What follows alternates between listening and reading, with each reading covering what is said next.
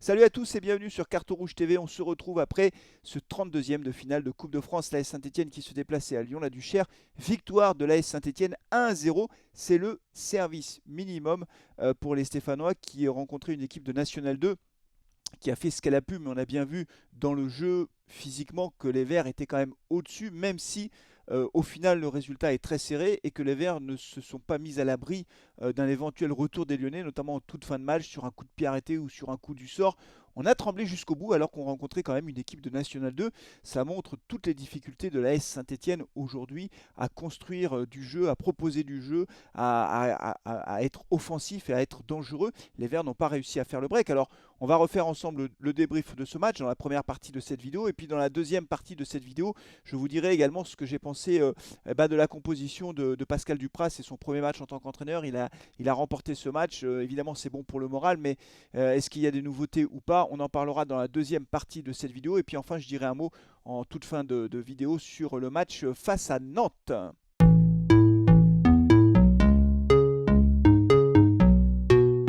Oui, c'est un match, un petit match pour les Stéphanois, une petite victoire, c'est le service minimum, 1 but à 0. Les Stéphanois qui ont d'entrée de jeu montré que ils étaient plus costauds physiquement, techniquement, on sentait bien qu'il y avait une différence entre les deux équipes, notamment au moment des contacts. Les Verts courent un peu plus vite, ils sont un peu plus costauds, enfin voilà, on sent qu'il y a une différence, mais néanmoins, ils ne se sont pas créés beaucoup d'occasions. Il y a eu une première occasion sur un bon service de Youssouf Wabi Kazri qui fait une reprise sans contrôle, bien détournée par le gardien de la Duchère. Et puis il a fallu attendre la demi-heure de jeu pour voir Nordin ouvrir le score tout simplement sur une bonne récupération de balle de Wabi Kazri qui vraiment a été le capitaine qu'on attend, hein, le gars qui se bat tout le temps jusqu'à la dernière seconde et qui est capable aussi de faire les efforts défensifs. Là c'est Wabi Kazri qui pique le ballon dans les pieds d'un joueur lyonnais. Il va pouvoir lancer Arnaud Nordin qui à l'entrée de la surface décide d'armer sa frappe. Alors c'est pas une frappe, c'est pas un boulet de canon dans la lucarne, c'est pas un missile qui part des pieds d'Arnaud Nordin, c'est une frappe un peu ratée, un peu écrasée à ras de terre, mais elle est bien placée. Elle va dans le petit filet. Et le gardien lyonnais ne peut que constater les dégâts. Les Stéphanois ouvrent le score à la demi-heure de jeu. A noter quand même que les Verts auraient pu bénéficier, à mon avis, d'au moins un penalty, soit sur une main, sur une action de Wabi Kazri, soit Crasso qui a été accroché dans la surface. Mais l'arbitre de la rencontre, Monsieur Lesage, que nous connaissons bien du côté de Saint-Etienne, avait décidé que les Verts n'auraient pas de penalty. Il ne nous aime pas visiblement, Monsieur Lesage, hein. Il a déjà beaucoup fait parler de lui par le passé, il n'y a pas si longtemps encore. Et là, visiblement, il ne voulait pas siffler de penalty pour la SS. On rentre au vestiaire sur ce score de 1-0 qui reste fragile puisque les Verts n'arrivent pas à faire le break.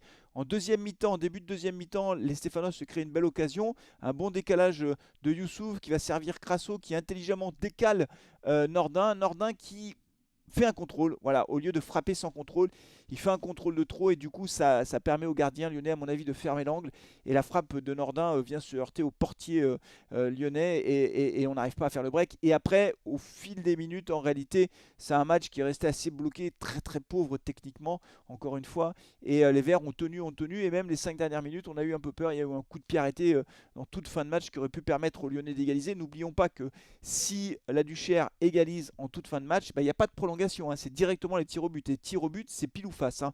Donc vraiment, on a tremblé jusqu'au bout. C'est vraiment le service minimum pour les joueurs de Pascal Dupraz. Il n'en reste pas moins que on reste sur un clean sheet et ça c'est une bonne nouvelle et je vous propose donc d'aborder du coup le premier match du nouvel entraîneur de la Saint-Etienne. Que faut-il en retenir concrètement? Allez, on en parle tout de suite dans la deuxième partie de Carton Rouge.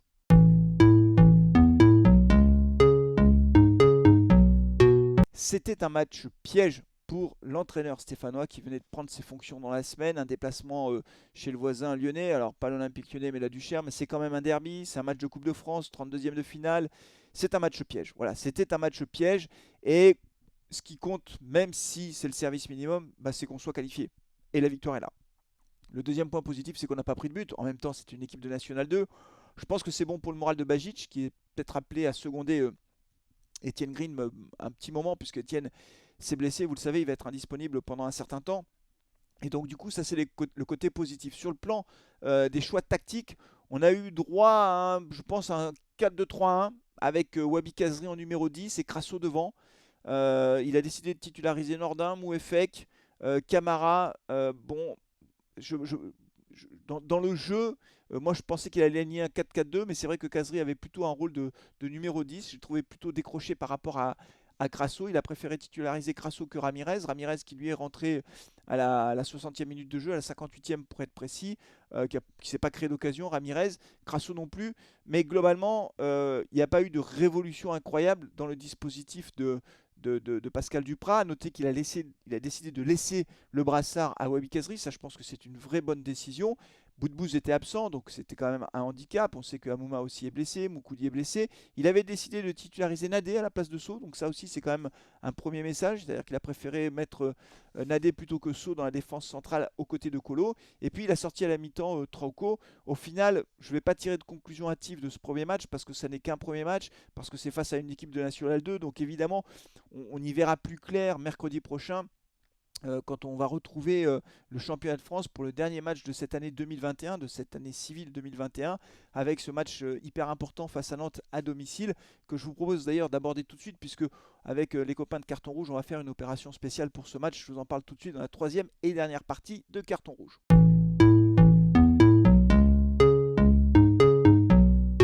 Et oui, le match face à Nantes, c'est déjà dans 3 jours, donc il faudra être réactif, il faut vite récupérer de ce match de Coupe de France, voilà, parce que Nantes aura un jour de récupération de plus que nous, et c'est le match très important de cette fin d'année. Il faut que les Verts puissent s'imposer à Geoffroy Guichard. Je ne sais pas combien il y aura de spectateurs à Saint-Etienne, ce que je sais simplement, c'est qu'on y sera. Voilà, on sera présent, Carton Rouge sera au stade Geoffroy Guichard. La dernière fois qu'on y est allé, c'était face à Lille. On avait fait match nul d'ailleurs, un but partout, avec une égalisation du Général Sceaux en toute fin de match. Là, on y sera et on va faire plusieurs trucs. La première chose qu'on va faire, c'est qu'on va faire un live avant match à partir de 19h. Je pense qu'on commencera le live à 19h jusqu'à 19h45. Et parce qu'après, il faut quand même piller le matériel et puis il faut se débrouiller d'aller au stade. Donc on aura besoin d'un peu de temps, même si où on va faire le live, c'est pas loin, puisqu'on sera au Padel Shot. Voilà, donc moi je serai au Padel Shot, je pense à partir de 17h30, 18h pour installer le matériel. Si vous voulez venir nous rencontrer, venir nous voir, franchement, c'est avec plaisir. Venez au Padel Shot, on se verra. Ce sera avec grand plaisir qu'on pourra enfin se voir physiquement pour certains d'entre vous qui suivez Carton Rouge depuis longtemps. Évidemment, il y aura Jean-Baptiste, Olivier, Franck, Thomas, on aura Max aussi qui sera là. On aura du monde, donc venez nous voir au Padel Shot si vous avez un petit peu de temps avant le début du match. Ce sera avec plaisir qu'on se rencontrera. Après, j'espère pouvoir commenter le match depuis la tribune. C'est pas gagné parce que j'ai pas encore eu le retour de l'AS Saint-Etienne. Voilà, si je peux commenter le match depuis la tribune de presse, il faut que je le fasse depuis la tribune de presse parce qu'il faut des connexions, il faut des prises. Je peux pas le faire dans les tribunes comme ça. Il faut que je sois vraiment en tribune de presse parce qu'il faut un peu de matos quand même. Si jamais j'arrive pas à avoir l'autorisation de la SS pour aller en tribune de presse, bah, j'irai au stade tout simplement dans les gradins. Je sais pas où est-ce que j'irai exactement, mais j'irai voir le match. Et après le match, on se retrouvera pour un débrief devant le stade Geoffroy Guichard. Donc c'est ça aussi l'idée, c'est qu'on se retrouve devant le stade pour le débrief. Je sais pas où est-ce qu'on se mettra, on verra. Mais en tout cas, on fera le débrief avec les copains de Carton Rouge. On espère qu'on pourra débriefer une victoire face à Nantes. En tout cas, c'est l'objectif. Donc là aussi, je ne vous demande pas de venir, mais bon, vous sachez qu'on vous risquez de nous apercevoir devant le stade après ce match face à Nantes. Franchement, j'ai hâte d'y être. Voilà, ça sera sympa de pouvoir se retrouver en cette fin d'année, juste avant Noël, comme ça, 2-3 jours de Noël, de pouvoir se retrouver au stade Geoffroy Guichard. On espère que le Père Noël, il passera à Geoffroy Guichard, il nous lâchera une belle victoire pour passer les fêtes de fin d'année tranquille ou un peu plus tranquille ou un peu plus serein, même si on sera toujours au fin fond du classement. Ce sera un beau cadeau de Noël. Voilà, donc d'ici mercredi et en attendant de vous retrouver, je vous souhaite un bon début de semaine. Prenez soin de vous, de vos proches, comme d'habitude, vous le savez, c'est le slogan de la chaîne. Prenez soin de vous, de vos proches et allez les Verts. Ciao.